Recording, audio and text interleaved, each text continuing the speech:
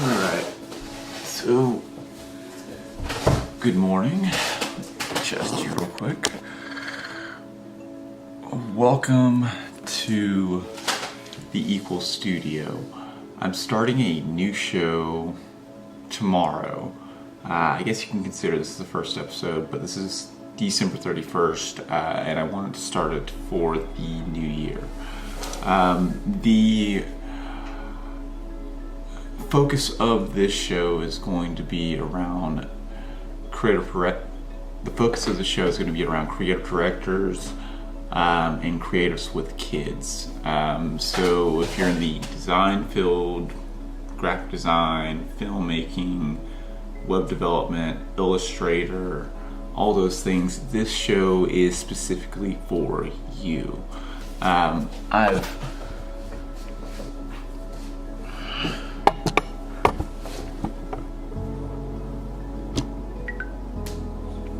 So anyone that's new to this channel, I work pretty much a 8 to 5 job in New Human as a creative director, and it always was my aspiration, always was my dream as I continue to learn more and more about digital art and the web to be a creative director.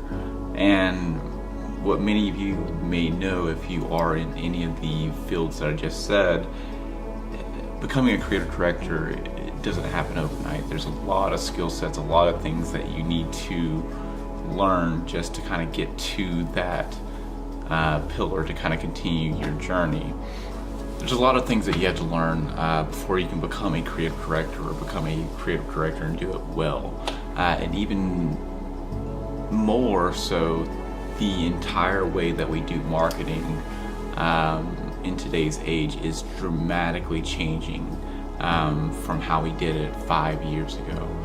So I want to share my thoughts, my advice about traditional promotions as well as new age promotions, things that are happening today, and hopefully merge the two so that you, the designer, the developer, the filmmaker, the artist, the illustrator, you guys can benefit from the 10 years of me really doing this and hopefully take away a little bit of value from it. Hopefully you'll make it to the end of this video. Most of you won't, and that's completely fine. That's the era we're in. Attention is key in today's domain. Realizing how people actually think versus what you want them to do is very key, very important. First step to understand. So this will be a long form piece of content, but I'll also make micro pieces of content on Facebook, on Instagram, on Twitter, for those that are just kind of going through their day, 1 minute, 2 minute kind of snaps of this main long tail. So before I get into what a creative director does specifically and the skills I'm going to be sharing with you, I want to talk about my drive behind starting this show. Alright, so let me tell you a bit about my background. I'll try to give you the 2-minute version. I started out as, an artist. I always loved art as a kid, drawing, anime, manga, whatever you can think of. I did it. I got to high school and I didn't exactly know where I wanted to go. I just knew that I wanted to do art. A lot of things didn't start opening up to me until I got into my first art class, art 1, art 2. I started taking those classes, and of course I did well at those. And then I got to Art 4 AP, where it was actually more concentrated, and I had a teacher, Miss Patane, who really guided a small select group of kids, myself included, to do a year-long concentration, which I had never done before. I'd never taken the time to try to make my art pieces connect in a way that the viewer could, see them as a whole. So it was always singular pieces of artwork. So that really got me in the space of thinking, wow, I can actually do something with this.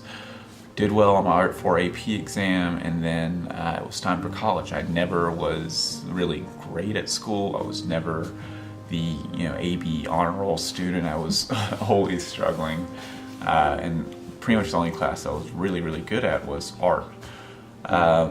So when it came time for scholarships and college and all that stuff, a lot of that really escaped me. A lot of that really just confused me. I didn't really have any mentor to guide me other than my art teachers. So I got out, went to college and took my first graphic design class, and instantly I fell in love with the art of advertisement and branding. I remember seeing this first set of advertisements or whatever. It was for some intimate apparel thingy or whatever, but I thought it was very clever how they paired all three of these ads together. It was so simple.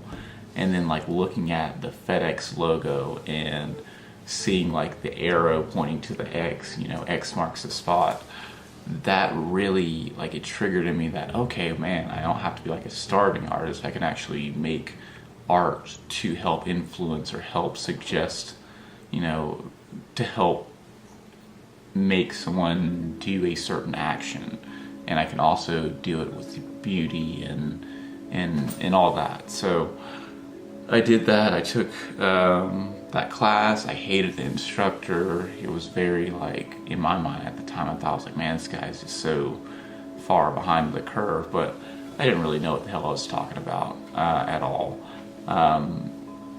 So took that class, learned everything I could about graphic design, everything. And I got to the point where I was just ready to put myself out there, ready to start making money.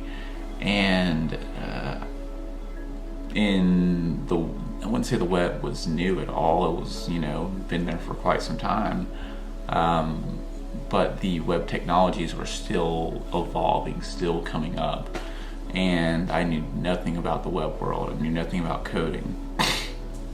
And so I decided to, I was look, I need a website. So I took my Dr. Seuss design. Any of you guys that know print versus web, and maybe not the new schoolers, but anyone that knew the web from before CSS3 and before all these web builders that just do everything for you, you had to hand code everything, and you couldn't background gradients and backdrop shadows, all that stuff. That was complicated. That was, you sliced the picture and then created that through that. So I brought this really crazy Dr. Seuss crazy print design to this guy, and he was like, I can't do that. I can do something super basic for you. And I was not having that. That wasn't what I wanted. I wanted what was here, this beautiful web design template that I had,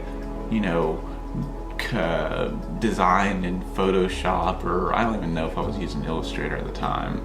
I was using Fireworks. If you guys remember Adobe Fireworks, I was using Adobe Fireworks. One second. Ouch. So I had this crazy design. The guy was like, look, I can do something basic, but I can't do this. This just won't work. There was just image heavy, too much stuff going on that just didn't play out well in the web world. So of course, me being stubborn, me thinking I know everything, I was like, but coding, that can't be that hard. I've done design, I can do coding, I can make this happen, whatever, let's just do this. So I do it. I go and pretty much pick up a book. It's when you used to go to Barnes and Noble and look at books, for anything that you needed to do and learn. And also Smashing Magazine, that was out then too, or it still is, but that was the main thing I followed.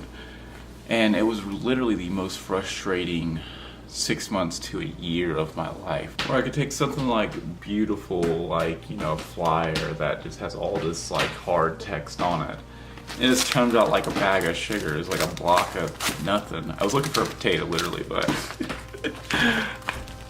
So I learned pretty much how to code. And if you think about a house, you can understand the web. Your website. HTML is like the framework, like the bones of your house. It keeps the structure up. It keeps it, foundational. It's not very pretty, but it's super, super important. So I learned that first, and then I learned CSS, which is like painting the walls. Everything you see visually here, that's like CSS. And I had the most enjoyment learning like CSS and figuring that out. It was CSS2 at the time. But after that, like say you stop at HTML and CSS, what you really have is just like a cabin in the woods. You technically can live in it, but you're not going to really get anyone there. You don't have like electricity. You're just like there. So I thought, like after learning all this, I thought I still was ready to make money, ready to do all this stuff. But it was basic. So I had to venture into learning PHP, which was the hardest language to learn, but also the most important language to learn. PHP is your electricity, pretty much, like your plumbing, everything that makes your house work. So like the lights behind me, like those would exist in a basic, HTML and CSS. You need something to make that power that all up. You don't have running water. You don't have, it's pretty much the brain. It's the logic behind your website. I'll go into that plenty more. I learned that, and so pretty much I had a functioning house in the woods, but I needed to figure out a way to keep storage in it, which was, MySQL or SQL. So I learned all that. I pretty much learned I got obsessed with with coding, and I got to the point where anything print I could pretty much make in web and like do it seamlessly, and that's one of my marks that sets me apart, because at the time, like, and it still is, you'll have a client ask for this and people would design PSDs or whatever of like the mocks of what it would look like, and it was a very flat design, and then they'll send it over to a coder that knows nothing about design, and the designer knows nothing about coding, and it just like gets completely mucked up in the transition because there's different expectations. So that really did set me off. That's pretty much how I got my first real design job, because I was able to pitch as a developer and designer, and they wanted to save, they wanted to budget, they wanted someone that could do both. They didn't want to hire both people. I got into a marketing team. I started having to think about the team, the company itself, versus just like myself and my end goals, which taught me a lot about working with copywriters. It taught me a lot about working with like higher end developers. It taught me a lot working with sales directors, creative directors. I was hired on as a graphic designer, web developer at the time. I was not a creative director, but when I saw that position, I was like, I want to be that. But I knew that I wasn't there yet. Like, there's so much more. And the main thing that I feel like I was missing at that time was filmmaking, understanding how to put all that together. I'm a creative director at New Human, and do it. I love it. It's my passion.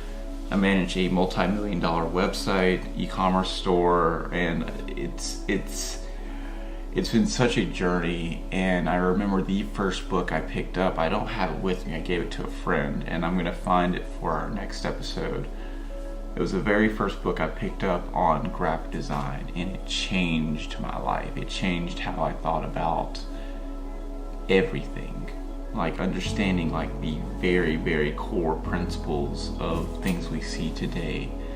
And I just remember that feeling. So I want to give that to you. If you are a creative with kids, you're trying to figure out how to navigate graphic design, you're trying to figure out how to code, you're trying to figure out how to create films, how to make it in today's social media world.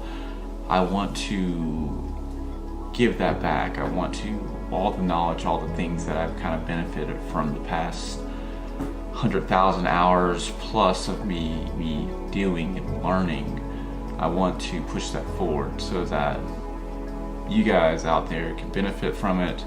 It's on the record, and it's just part of, I think it's just part of the creative world. We give back.